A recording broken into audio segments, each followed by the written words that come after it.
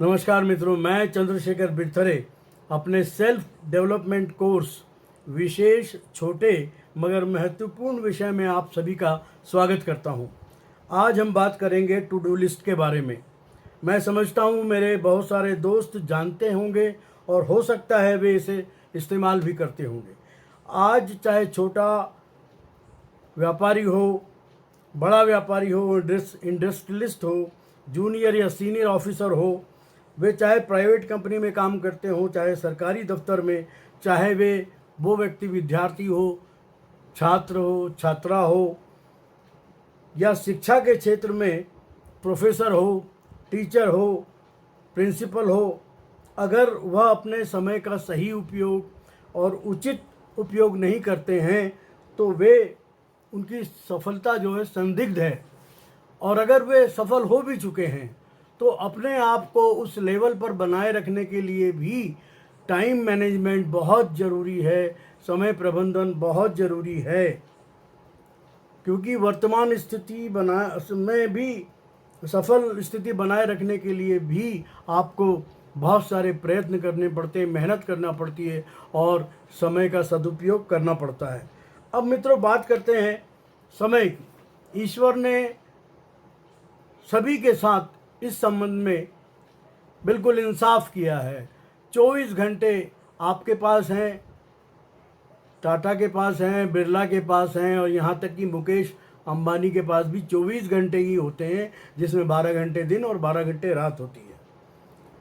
तो हर व्यक्ति को 24 घंटे का समय ईश्वर ने दिया है। जहाँ तक काम के घंटों का सवाल है, 8 से 10 घंटे सामान्य काम के घंटे होते हैं, लेकिन हर व्यक्ति को काम इतने समय में करना है। लेकिन जो सफल व्यक्ति होते हैं उनको उनके काम की कोई सीमा में नहीं रहती। क्यों नहीं रहती? कि वो अपने काम से प्यार करते हैं, मोहब्बत करते हैं।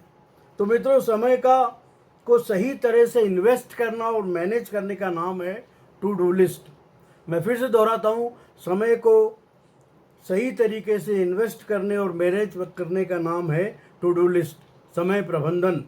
कोई भी व्यक्ति अपनी दुकान में, अपने ऑफिस में, अपनी फैक्ट्री में, या छात्र छात्रा हो तो कॉलेज जाने से पहले, स्कूल जाने के पहले अपनी दिन भर की छोटे से लेकर बड़े कामों की अगर सुबह ही प्लानिंग कर लेते हैं तो उनके लिए वो पूरा दिन जो है उसका उपयोग करना उनके लिए बहुत आसान हो जाता है। सुबह सुबह अपने कार्यस्थल पर, जहाँ भी आपका ऑफिस हो, बैठकर शांति से अपनी डायरी लें। उसमें जो भी काम करने हैं, चाहे वो छोटा काम हो या बड़ा, किसी को टेलीफोन करना है, किसी को कोई रिमाइंडर देना है, किसी को लेटर्स डिक्टेट करने हैं अपने पीए को, तो वो लेटर्स की सारी डिटेल लिख लीजिए, हैं उनके विषय क्या हैं। फिर आपको मीटिंग बुलानी है, मान लो आप ऑफिस के मैनेजर हैं, आपको मीटिंग बुलानी है या मीटिंग में क्या डिस्कस करना है, इस संबंध में आप तैयारी कर लें, उसके मिनट्स तैयार कर लें, इत्यादि के बारे में उसे अपनी डायरी में उस दिनांक को के सारे काम नोट कर लेना चाहिए। उन्हें सीरियल नंबर देकर नोट करो, 1 2 3 4 5 6 7 10, है ना। और उसके बाद फिर क्या करेंगे, हम क्या करेंगे, उस लिस्ट में वो टू डू लिस्ट जो बनाएंगे हम, उसको अमल करने के पहले हम उसको प्रायोरिटाइज करेंगे कामों को। पहला प्राथमिकता किस काम को देना है, दूसरी प्राथमिकता किस काम को देना है, तीसरी प्राथमिकता किस काम को देना है। इस तरह प्रायोरिटाइज कर लेंगे उस लिस्ट को और फिर से उसको नंबरिंग दे देंगे सामने की तरफ, 1 2 3 4 5 6 7 8 9 10। ठीक है। अब देखिए, आपने अपना टू डू लिस्ट बना ली, लेकिन क्या होता है कि अगर आप किसी कंपनी में मैनेजर हैं या आप किसी कंपनी में बड़े ऑफिसर हैं तो व्यवधान तो आएंगे। ये ज़रूरी नहीं कि आप अपने काम में लग जाएंगे, आपको कोई डिस्टर्ब नहीं करेगा। आपको कोई ग्राहक आ जाएगा, कोई आपका डीलर आ जाएगा, कोई आपका जूनियर ऑफिसर आ जाएगा, वो आपको रिपोर्ट करना चाहता है, तो ये सारे डिस्टर्बेंस आएंगे। फ़ोन भी आएंगे, आपके हेड ऑफिस के फ़ोन आ सकते हैं, आपके सीनियर बॉस के फ़ोन आ सकते हैं, उनको भी अटेंड करना है। लेकिन आप अगर दिन भर की टू डू लिस्ट बना लेंगे और प्रायोरिटाइज कर लेंगे तो आपके माइंड को कोई टेंशन नहीं रहेगा, आपका माइंड रिलैक्स होकर काम करेगा। ठीक है। मान लो इसको, और धीरे धीरे इसको एग्जीक्यूट करें।